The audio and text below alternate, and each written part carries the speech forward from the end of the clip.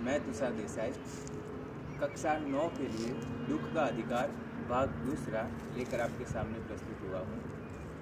आगे के भाग में मैंने बच्चों से ये कहा था कि एक बार आप पाठ का स्वाध्ययन करें ताकि मैं इस दूसरे भाग में पूरे पाठ का भावार्थ आपको संक्षिप्त में और पूर्ण रूप से समझा सकूँ। पहले एक नज़ारा देखिए, ये आसपास देख रहे हैं, ये कोकरेंट का जंगल।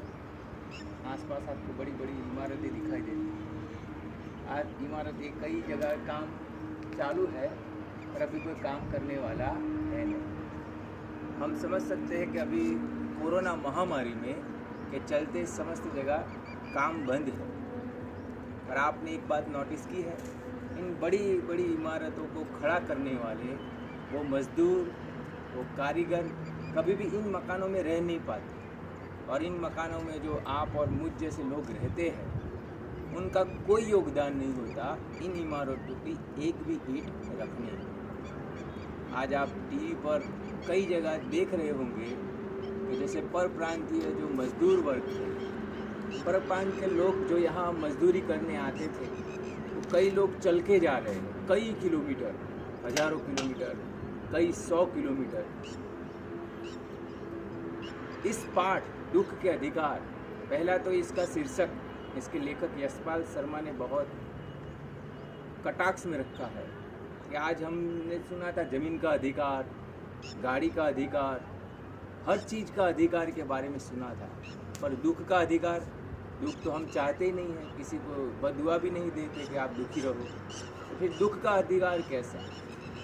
तो समाज में आज हमें लगता है कि समाज दो भागों में बंट गया है धर्म के नाम पर वास्तविक जीवन में ऐसा है नहीं। वास्तविक जीवन में हम अपने आसपास नज़र डालें तो समाज दो ही चीज़ों में बटा हुआ है, एक है गरीब वर्ग, दूसरा है अमीर वर्ग। ये कहानी का केंद्रीय बिंदु वही है।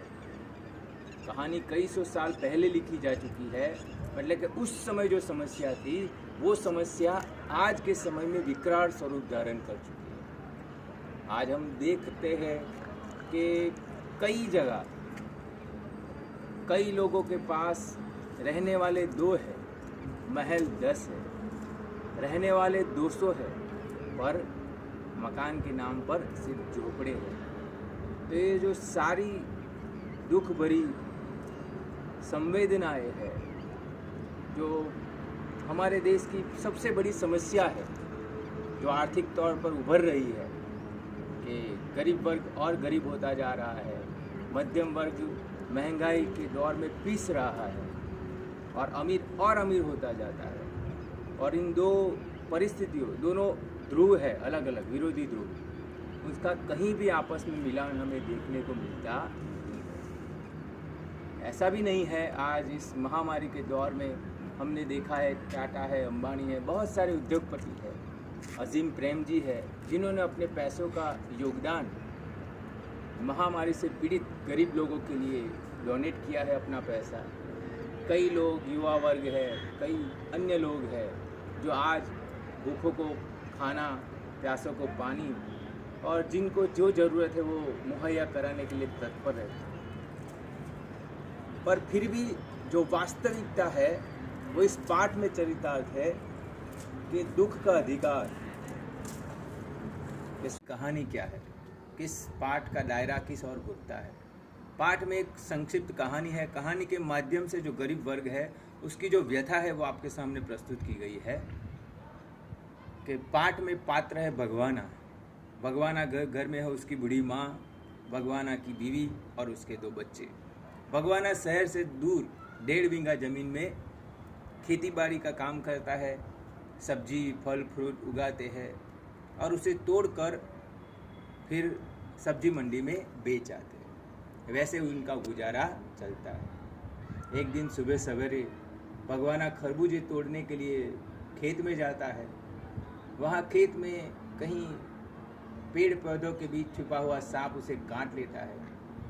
सांप काटने पर यहाँ एक और बात बताई गई है कि उस समय में ग्रामीण में आज भी देखने को मिलता है कि लोग डॉक्टर के ज़्यादा वो तांत्रिक हुए जो लोग हैं अंधश्रद्धा में मानते हैं। डॉक्टर के पास न ले जाकर उसकी माँ और गांव वाले उसे एक तांत्रिक के पास ले जाते हैं। सांप का जहर उतारने की बड़ी बड़ी वो बातें करता है। धीरे धीरे भगवाना नीला पड़ते जाता है, उसे मुंह से झाग निकलने आता है। आखिर में भगवाना की मौत हो जाती है। फिर भी जो तांत्रिक आया है वो बड़ी बड़ी बातें करता है और दक्षिणा लेके चला जाता है। अब सबसे दुख भरी बात यह है कि अगर जिंदा आदमी सड़क पर नंगा भी दिखे तो लोगों को आश्चर्य नहीं होता। ठंडी में उसे अगर पहनने के लिए ना हो, उसके सर पर बारिश में छत ना हो, गर्मी में उसे छाव ना हो, तो कोई बड़ी बात नहीं। पर अगर एक मरा आदमी बिना कफन के हो तो बहुत बड़ी बात हो जाती है।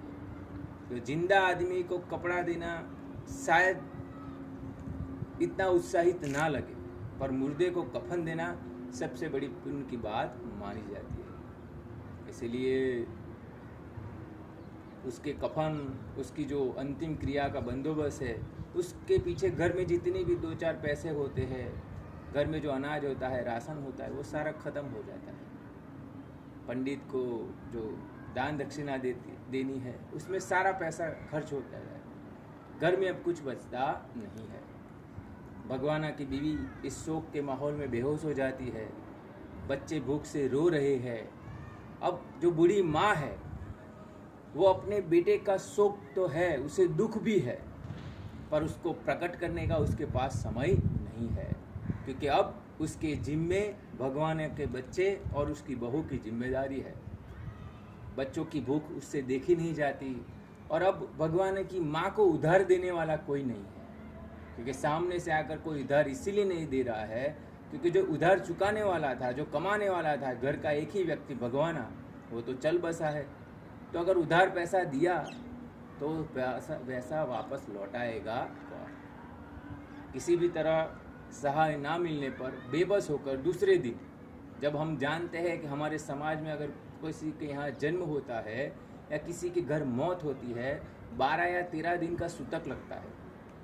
उसके घर कोई खाना नहीं जाता, उसके घर से कोई बाहर नहीं जाता है। ऐसे रीति रिवाज है जो सालों से चले आते हैं, और उसी रीति रिवाज की जो बंधन है उससे हम निकलना ही नहीं चाहते। फिर भी अपने बेटे के बच्चों की उससे रोना देखा नहीं जाता, और वो बुढ़िया जो खरबूजे तोड़ के लाए थे, घर में पड़े थे, वो टोकरी में रखकर खरबूजे बेचने बाजार चली जाती है। बाजार में जाकर वो खरबूजे लेकर बैठ रही है, घूंघट टाना हुआ है, और फुफक फुफक कर रो रही है, क्योंकि वो जो काम कर रही है वो उसके बेटे के बच्चों के लिए है। पर वो एक माँ है, अपने बेटे के गुजर जाने का दुख उसे भी उतना ही है जितना किसी अन्य के लिए है।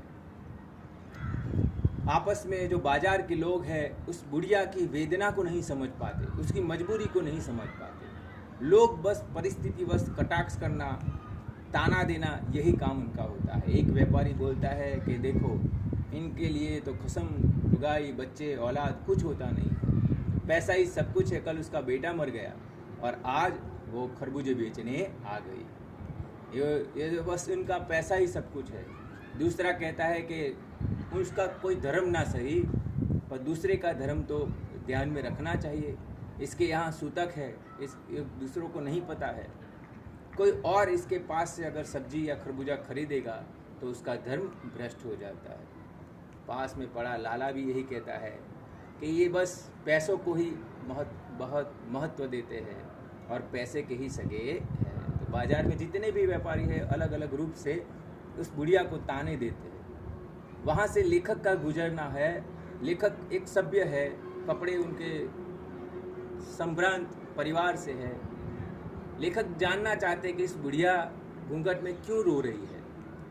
पर मैंने कहा ना कि कई बार हमारे कपड़े हमारा दर्जा तय कर देते हैं, और ये जो दर्जा होता है हमें गरीब वर्ग के पास जाने या उसका दर्द बांटने में बीच में रुकावट पैदा करते हैं। हम सोचते हैं कि हम किसी गरीब या रास्ते चलते की राह पूछ लेंगे, उसका दुख पूछ लेंगे तो लोग हमारे बारे में क्या सोचेंगे। लेकर चाहकर भी उस बुढ़िया को दुख नहीं जान पाते हैं, क्योंकि उनके कपड़े बंधन बन जाते हैं। जो 2 पीढ़ी की खाई है अमीर और गरीब की, वो बंधन बन जाती है। वो आसपास से व्यापारियों से जानते हैं कि उसका बेटा ऐसे मर गया है और फिर भी ये बेचने आई है।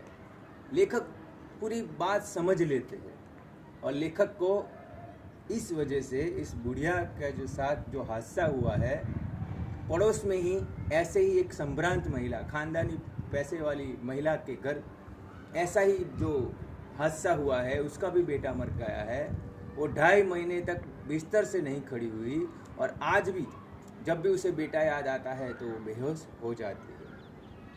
तो इन दो माँओं को, माँ तो दुनिया भर की कोई भी हो, विदेश में रहने वाली माँ हो, जिसे मॉम कहो, अम्मा कहो, माँ कहो, मम्मी कहो, प्रेम एक जैसा ही होता है। पर वहाँ वो संभ्रांत महिला को अपने बेटे का शोक मनाने के लिए सारी व्यवस्थाएं हैं।